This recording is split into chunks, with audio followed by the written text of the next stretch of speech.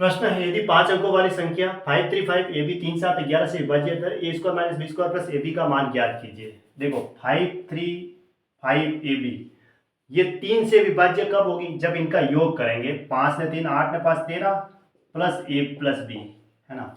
देखो इन सब का योग करेंगे और उन सब के योग में 3 का भाग पूरा पूरा जाना चाहिए। ये तो है 3 से भाजकता का नियम, ये कहता है सबको जोड़ो अंकों का। और फिर कहता है 11 से भाजकता का नियम 535 AB, तो एक बार इनके विषम स्थानों के अंकों का योग कर दो। 5 ने 5 10 प्लस बी आया एक तरफ, तो फिर ये 3 प्लस ए यानी कि -3 प्लस ए करेंगे तो क्या आना चाहिए? या तो 0 आना चाहिए या फिर 11 आना चाहिए, दोनों में से एक आना चाहिए। क्या आएगा? या तो 0 या 11 आना चाहिए। फिर 11 फिर आता है 7 से भाजकता का नियम। क्या कहता है? 7 से इसका इसमें ऐसे भाग देंगे 535 AB, ठीक है। उसके बाद हमें ए बी की वैल्यू मिलेगी, वो इसमें पुट करेंगे तो मान आएगा। तो आप देखते हैं 7 का भाग दे दे इसमें, तो 7 साथ 49 आया। फिर कितना रहा इधर? 4 रहा। फिर 7 संग 42 आया, यानी कि फिर कितना आया? 3।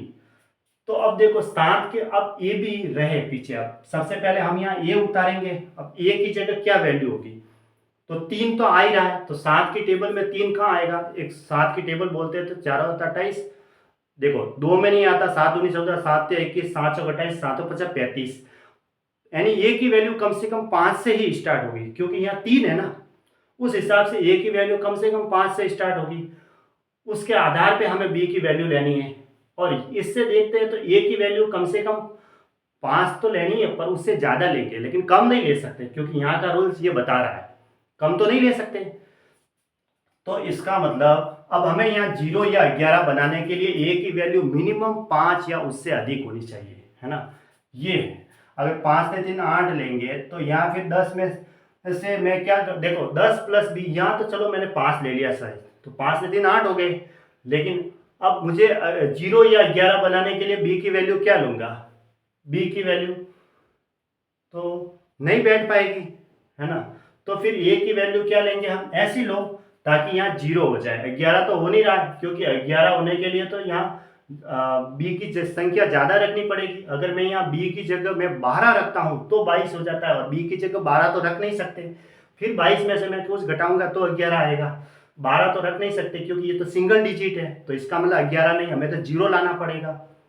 तो फिर मैं ए की जगह देखो, ए की जगह अगर हम यहाँ 9 लेते हैं तो कितना होता है? 39 हुआ, ठीक है।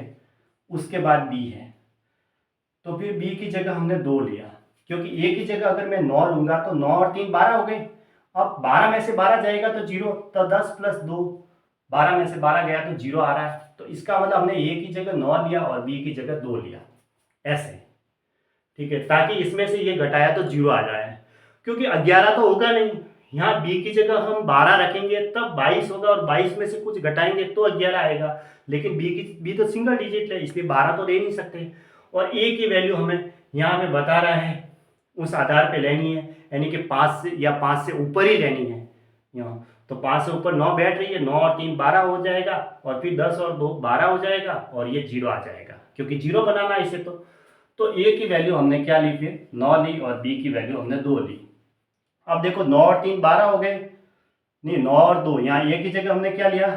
इसको भी थोड़ा देख लेते हैं। 13 प्लस 9 प्लस 2 बटा 3, हाँ 9 और 2 11, 13 और 11 24 में अगर हम 3 का भाग देते हैं तो कितनी बार जाता है? 8। ये भी रूल्स अप्लाई हो गया। अब इसमें वैल्यू पुट कर दो, A square minus B square plus A B. A की वैल्यू हमने क्या ली थी? 9 ली थी। 9 का स्क्वायर 81 माइनस बी की वैल्यू 4 प्लस 9 दूनी 18, तो 81 और 18, 99 में से 4 गया तो 95। ये इसका आंसर हो गया 95, यानी कि ऑप्शन ए राइट है 95। बस ये रूल्स थोड़ा सा 11 वाला और 7 का ये ध्यान में रखना है, और ए वाला ना